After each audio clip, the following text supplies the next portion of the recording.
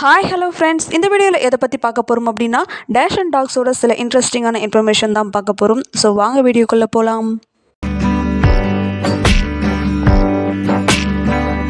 German shepherd and rottweiler டாக்லாம் originate ஆன அதே ஜெர்மனியில் தான் இந்த டேஷ் அண்ட் டாகும் ஆரிஜினேட் ஆச்சு. அண்ட் ஜெர்மனியோட one of the famous breed தான் இந்த டேஷ் அண்ட் டாக். இது பார்க்குறதுக்கு செம க்யூட்டாக குட்டியாக இருக்கும், ஆனால் பயங்கரமாக கடிக்கும். அதிகமாக கடிக்கக்கூடிய டாக்ஸில் இந்த டேஷ் அண்ட் டாகும் ஒன்று. இது ஜெர்மனியில் ஆரிஜினேட் ஆன பிரீட். கிட்டத்தட்ட 500லேருந்து 1000 வருஷம் ஜெர்மனியோட பழமையான பிரீட் தான் இந்த டேஷ் அண்ட் டாக். அண்ட் இந்த டாக் வந்து பேட்ஜர் டாக் அப்படின்னும் சொல்லுவாங்க. ஏன்னா இது பேட்ஜர்ஸை வேட்டையாடும். பேட்ஜர்ஸை வேட்டையாடுறதுக்காகவே உருவாக்கப்பட்டது தான் இந்த டேஷன். பேட்ஜர் அப்படின்றது புதர் அப்புறம் குகைக்குள்ளே வாழக்கூடிய ஒரு விலங்கு. இது ரொம்பவே மோசமான ஒரு விலங்கும் கூட.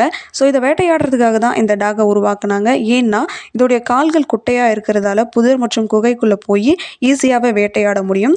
அண்ட் இது சைட்டவுன் டாக். இந்த டாக்ஸ் வந்து 3 வெரைட்டிஸில் வரும்: long coat, smooth coat and wire hard. And இது வந்து 3 டிஃப்ரெண்ட் சைஸில் வரும்: ஸ்டாண்டர்ட், மினியேச்சர் அண்ட் கன்னின்ஷன். கன்னின்ஷன் அப்படின்னா ஜெர்மனியில் ரேபிட் அப்படின்னு அர்த்தம். அதாவது ரேபிட் சைஸில் இருக்கக்கூடிய டேஷ் அண்ட் டாகும் ஜெர்மனியில் இருக்குது அப்படின்னு அதுக்கு மீனிங்.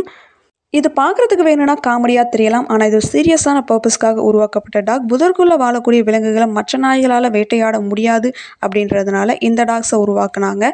இந்த டாக்ஸ்க்கு காது மட்டும் பெருசாக இருக்காது, இதோடைய லங்ஸும் பெருசாக தான் இருக்கும். அண்ட் இந்த dog red, tan, black and tan, chocolate and tan அப்படின்னு 10 to 12 கலர்ஸில் வரும்.